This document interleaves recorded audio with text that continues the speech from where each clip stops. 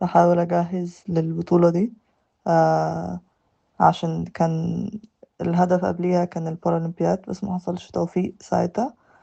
فبعد كده عملت شيفت وقلت خلاص قدامي سنة ونص، أعرف أعمل حاجة في بطولة العالم. فكانت فترة. أنا مقيمة في إنجلترا عشان أنا في جامعة هنا، وبتدرب هنا. فأنا يعني كل تدريباتي بتبقى هنا في إنجلترا في الجامعة. قبليها كنت بتمرن في مصر قبل الجامعة، لكن حاليا بتمرن كله في إنجلترا. كان عندي دعم كبير من طبعا المدربين هنا، السيستم هنا كان يعني بالنسبة لي آم، حاجة كانت سهلت عليا الدنيا الفترة اللي فاتت. بالنسبة للاتحاد، الاتحاد طبعا دعمني في إن هما الريشة أساسا بتبقى إن احنا نطلع بطولات وكده. فالدعم من ناحية الاتحاد كان إن هو بيسبورت إن احنا ممكن إن أنا بعرف أطلع بطولات وحاجات كده، عشان أعرف أعلي الرانك. يعني أنا حاليا تالت على العالم في الفردي، وده كان أعلى رانك. أو ده كان أعلى رانك، أو هو مازال أعلى رانك في الوطن العربي. وده كان كله بسبب إن أنا عرفت أنافس في بطولات كتيرة بسبب الاتحاد. بالنسبة للتمارين، أنا كنت يعني شبه بقعد هنا معظم السنة بسبب إن أنا بتمرن فول تايم يعني هنا.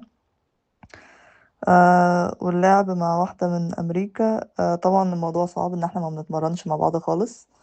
آه لكن اللي ساعدنا إن احنا فاهمين بعض كويس، وإن ستايلنا في اللعب مختلف تماما. أنا أكتر باور ويعني كده، وهي بتتحرك يعني أكتر كسرعة وكده. فبالنسبة لي في الريشة دي كانت بالنسبة لنا حاجة مهمة، إن هي بتعرف تغطي الملعب، وأنا كنت بعرف أزق جامد من ورا في الريش وكده. فاحنا عشان كده نفعنا مع بعض. وبرضو الحاجة التانية اللي ساعدت إن احنا صحاب برا الملعب. ودي أظن لما بنلعب زوجي دي بتبقى حاجة مهمة، إنك تبقى في علاقة مع إن انتي بتلعبي معاه برا الملعب. فبالنسبة لنا ده كان هدف احنا نفسنا نحققه بقالنا.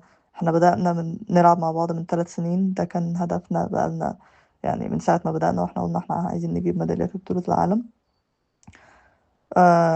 والإنجاز طبعا بيروح لينا كأشخاص، يعني احنا بنعلي رانكنا أنا وهي، بس في نفس الوقت علم مصر وعلم أمريكا اترفع في في وقت الميداليات، فدي كانت حاجة برضه مشرفة. طبعا الحاجة الأساسية بالنسبة لي أو بالنسبة لأي لاعب بيبقى الدعم، إنك تشاركي في بطولات.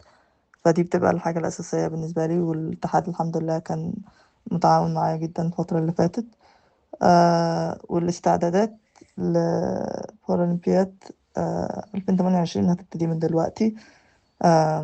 عشان التأهيل بيبتدي في 2027 في يناير أظن.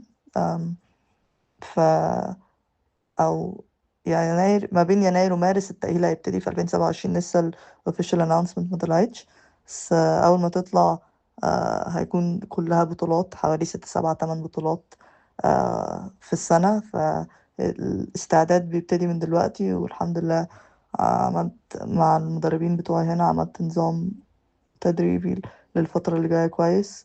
والهدف حاليا إن أنا أعرف يعني اخلي الرانك بتاعي زي ما هو عالي ان شاء الله.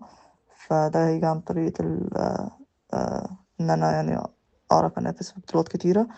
ده بالنسبة للفردي. بالنسبة للزوجي ان شاء الله عايزة ما فيش زوجي في البارالمبياد، وخصوصا ان احنا بنلعب بدولتين مختلفين.